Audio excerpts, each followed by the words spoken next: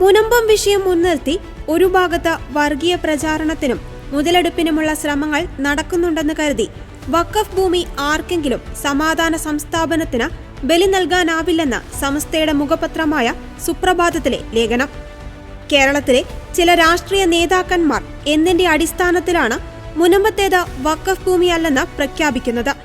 കോടതി നിർദ്ദേശങ്ങളും കമ്മീഷൻ റിപ്പോർട്ടുകളും ഉണ്ടായിരിക്കെ വഖഫ് ഭൂമിയല്ലെന്ന് വരുത്തുവാനുള്ള രാഷ്ട്രീയ പാർട്ടികളുടെയും വിഷയത്തിൽ നിരുത്തരവാദ സമീപനം സ്വീകരിച്ചവരുടെയും ശ്രമങ്ങളെ അംഗീകരിക്കാനാവില്ലെന്നും ലേഖനത്തിൽ പറയുന്നു. സുന്നി നേതാവ് മുസ്തഫ മുണ്ടുപാറയാണ് ലേഖനം എഴുതിയിരിക്കുന്നത്. മുനമ്പം വിഷയത്തിൽ ഫറൂഖ് കോളേജ് മാനേജ്മെന്റ് സ്വീകരിക്കുന്ന സമീപനം തെറ്റാണെന്നും മുസ്തഫ മുണ്ടുപാറ ലേഖനത്തിൽ പറയുന്നു.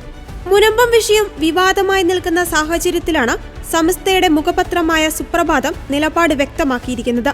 മുസ്ലിം ലീഗ് അടക്കമുള്ള കേരളത്തിലെ മുസ്ലിം സംഘടനകൾ മുനമ്പത്തേത് വഖഫ് ഭൂമി അല്ല എന്ന് പറഞ്ഞ സാഹചര്യത്തിലാണ് സമസ്തയുടെ ഈ നിലപാട്.